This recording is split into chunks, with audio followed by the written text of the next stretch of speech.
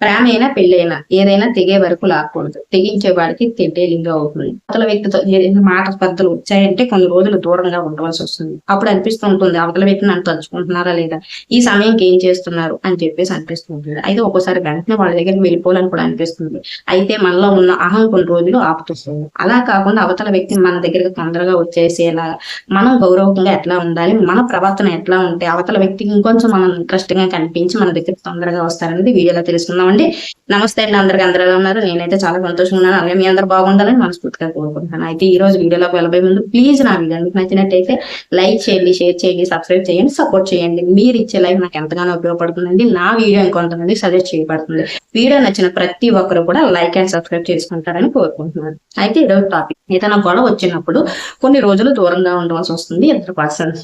అయితే వాళ్ళకి మనం ఇంకా తొందరగా ఇంట్రెస్టింగ్ గా కనిపించాలి, గౌరవంగా కనిపించాలి, మన దగ్గరికి తొందరగా వచ్చేది అంటే ఏం చేయాలి? ఒక వ్యక్తితో మనకి ఏదైనా ఒక గొడవ వచ్చింది అంటే ఎంతసేపు అవతల వ్యక్తిని తలుచుకుంటూ వాళ్ళ జ్ఞాపకాలతోటే ఉంటూ వాళ్ళ కోసమే ఏడుస్తూ ఉంటే వాళ్ళు ఎప్పటికీ మన దగ్గరికి రారు.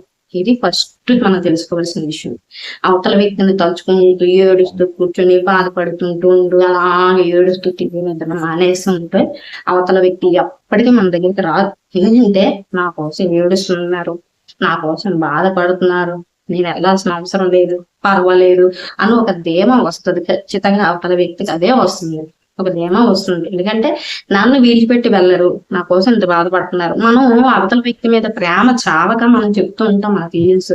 నువ్వంటే నాకు చాలా ఇష్టం, అందుకే ఆగలేకపోతున్నాను, నేను వెళ్ళలేకపోతున్నాను అని చెప్పి ఏడుస్తూ మనం ఏదో ఒక రూపంలో మన ప్రేమను చూపిద్దాం అనుకుంటాం. కానీ అవతల వాళ్ళకి అదే నెత్తికి ఎక్కే పని అవుతుంది. ఎందుకంటే అయితే నా కోసం ఏడుస్తున్నారు, ఇంకొంచెం పెట్టి చేద్దాం, నా కోసం బాధపడుతున్నాం, కొంచెం పెట్టి చేద్దాం అన్నట్టు. ఎప్పుడైనా ఒక వ్యక్తితో మీకు కొంచెం దూరం వచ్చింది అంటే మాత్రం అదే ఫీలింగ్ అవతల వ్యక్తికి కూడా రావాలి. అంటే మీరు ఏడుస్తూ కూర్చుని అవతల వ్యక్తి కోసమే ఏడుస్తూ కూర్చుని ఉంటే ఆ ఫీలింగ్ రాదు. ఎందుకంటే నా కోసం బాధపడుతున్నా కదా, నేను హ్యాపీగా ఉంటాను, తను తప్పు చేసింది కాబట్టి బాధపడాలి, ఇంకా ఆ రకంగా కూడా ఆలోచించే అవకాశాలు ఉంటాయి. అందువల్ల మీరు అవతల వ్యక్తి కోసం ఆ రోజు ఏదైనా జరిగిందంటే అది అక్కడతో వదిలేసి వాళ్ళ కోసం బాధపడుతూ కూర్చోవడం మానేసి. రెండోది, కొంతమంది అయితే ఇంకా నిద్రపోరు, ఇంకా 24 గంటలు నైట్ టైం అంతా వాళ్ళ కోసమే ఆలోచిస్తూ వాళ్ళ తలంపులతోటే ఉండి ఏం చేస్తున్నారో, పొద్దున్న ఏమైనా నాతో మాట్లాడతారేమో, చూస్తారేమో. మీరు ఎందుకండి నిద్ర మానేయాలి? అవతల వ్యక్తి కూడా నిద్ర మానేయాలి కదా, మీకోసం అంత ప్రేమ ఉంటే. వాళ్ళు నిద్రపోతూ హాయిగా మీరు ఫోన్ చేసినా సరే పక్కన పెట్టేస్తుంటారు, పక్కన మాట్లాడడానికి కూడా ఇష్టపడరు. ఇద్దరు ప్రేమించుకున్నప్పుడు, ఇద్దరికి సమస్య వచ్చినప్పుడు సమస్యను కూడా వెంటనే తేల్చేసుకుందామని అవతల వ్యక్తికి కూడా అనిపించాలి. అలా అనిపించలేనప్పుడు ఇంక ప్రేమ ఎందుకు అవుతుంది? మీరే ఎంతసేపు ముందడుగు వేస్తున్నప్పుడు అవతల వ్యక్తి కొంచెం ధీమాగా ఉంటున్నప్పుడు అది ప్రేమ అవ్వదు కదా. అలాంటప్పుడు మీరు కూడా నిద్రపోవడం మానేసి అవతల వ్యక్తి కోసం బాధపడుతూ కూర్చునే కన్నా హాయిగా నిద్రపోవడం.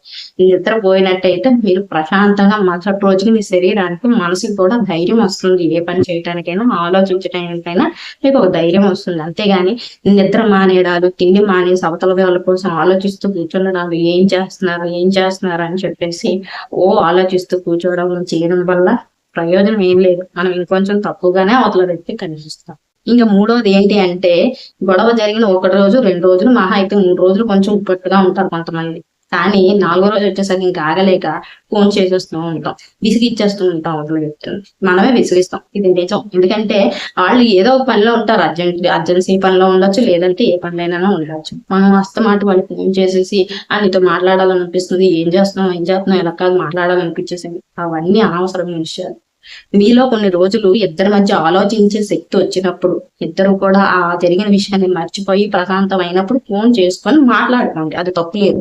కానీ ఈ వేడి ఇంకా ఉండగానే ఇద్దరు ఫోన్లు చేసేసుకొని, నేను ఆగలేకపోతున్నాను అందుకే నీకు ఫోన్ చేసేసాను, నీకు గొడవ పడదామని చేసేసాను అని చెప్పేసి ఇంకా పెంట చేసుకోవడమే తప్పితే, ఇంకా దూరం పెరగడమే తప్పితే సుఖం లేదు. అందువల్ల గొడవైన కొన్ని రోజులు ఇద్దరు కూడా మౌనం ఉండిపోండి. ఉండిపోయిన తర్వాత ఇద్దరిలో కూడా కొంచెం ఏం జరిగింది, ఆ రోజు గొడవ జరగడానికి కారణం ఇలా జరిగింది, నాది కూడా తప్పు ఉంది కదా, సరే నాది తప్పుంది అని కొంచెం కోపాలు తగ్గి, కొంచెం మంటలు చల్లారి ఆ తర్వాత మనస్ఫూర్తిగా ప్రశాంతంగా మాట్లాడుకునే అవకాశం ఉంటుంది.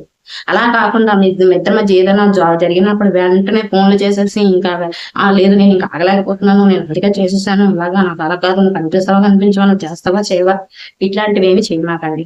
ఎందుకంటే మీరు ప్రశాంతంగా ఆలోచించగలుగుతూ ఉంటే సమస్య ఏదైనా సరే చిన్నగా అయిపోతుంది. ఇక 4వది అదేంటంటే మనలో ఏదైనా తేడా జరిగేటప్పటికి కొంచెం గొడవ పెద్దదయ్యేటప్పటికి అవతల వ్యక్తికి శాపనార్థాలు పెట్టడం స్టార్ట్ చేస్తూ ఉంటాం. అవతల వ్యక్తికి ఏదైనా జరిగిపోవాలనుకుంటూ ఉంటాం. ఇలా జరిగిపోవాలి, అలా జరిగిపోవాలి, ఇలాగే అయిపోవాలి, అలాగే అయిపోవాలి అని చెప్పేసి సపోజ్ ఏదో జరిగిందంటే నా శాపనార్థం వల్ల ఇలా జరిగిందని చెప్పేసి అనుకుంటున్నాం. ముందు ఆ ఆలోచన మానేసేయండి. శాపనార్థాలు పెట్టడం, ఇలా ఉండాలి, అలా ఉండాలి అనుకోవడం మానేసి ప్రశాంతంగా ఉండాలి. ఎప్పుడు కూడా అవతల వ్యక్తి పడిపోవాలి అని అనుకునే కన్నా నేను నిలబడితే చాలు అన్న ఆలోచన ఉండడం విన్నా. ఎందుకంటే అవతల వ్యక్తి పడిపోవాలి పడిపోవాలి పడిపోవాలి అనుకుంటూ ఉంటే ఇప్పుడు మన ఇంట్లో చెత్త పేర్చుకుంటూ పోతుంటే మన ఇల్లే కంపవుతుంది. అలా చెడు ఆలోచనలన్నీ తెచ్చుకొని మన బుర్రలో పెట్టుకుంటుంటే మన బుర్రలే చెత్త అయ్యి బుర్ర అయిపోతూ ఉంటుంది. అలా కాకుండా మనం బాగుండాలని అనుకోవాలి. అంటే మన ఇల్లు మనం శుభ్రం చేసుకుంటే ఇక్కడ క్లీన్ అవుతుంది కదా. ఇది క్లీన్ అవ్వడం వల్ల మంచి ఆలోచనలు వస్తుంటాయి. మంచి ఆలోచనల వల్ల మనకు కూడా మంచి జరుగుతూ ఉంటుంది. మీరు ఇలా అవతల వ్యక్తితో మీకు ఏదైనా గొడవ వచ్చినప్పుడు మీరు వెంటనే ఫోన్ చేసేసి వాళ్ళు విసిగించకుండా కొన్ని రోజులు ఆలోచిస్తూ ఉండటం. రెండవది భోజనం నిద్ర మానేసి మీరు వాళ్ళ కోసమే ఏడుస్తున్నట్టు కనిపిస్తూ ఉండడం వల్ల వాళ్ళకి ఇంకా చీప్ అయిపోవటం. మూడవది ఏంటంటే వాళ్ళు నాశనం అయిపోవాలి, ఇంకా నిన్న నా వల్ల ఇలా అయిపోయారని చెప్పేసి అనుకోవటం. ఇలా అలాంటి ఆలోచనలన్నీ మానేసి గొడవ జరిగిన దాంట్లో ఇద్దరిది తప్పు ఉంది కదా అని ఆలోచించడం మొదలు పెట్టి కొన్ని రోజులు మౌనంగా ఉన్నారు అంటే అవతల వ్యక్తికి కూడా మీరు ఇంట్రెస్టింగ్ గా కనిపిస్తారు. మీలో అల్లరి తగ్గిపోయి మీరు ఆలోచించే గుణం వచ్చేటప్పటికి ఆటోమేటిక్ గా మీ మీద గౌరవం పెరుగుతుంది. మీతో మాట్లాడాలని వాళ్ళు ముందుకు వస్తుంటారు. ఇలా మీ ప్రవర్తన మీరు మార్చుకున్నారు అంటే ఎవరైనా సరే మీరంటే గౌరవం ఇచ్చి మీ దగ్గరికి ముందుగా రావడానికి ఇష్టపడతారు. నా వీడియో మీకు నచ్చినట్టయితే లైక్ చేయండి, షేర్ చేయండి, సబ్స్క్రైబ్ చేయండి, సపోర్ట్ చేయండి. ఇలాంటి మరిన్ని మంచి వీడియోల కోసం మా ఛానల్ చూస్తూనే ఉండండి. సబ్స్క్రైబ్ చేసుకోండి. Thank you.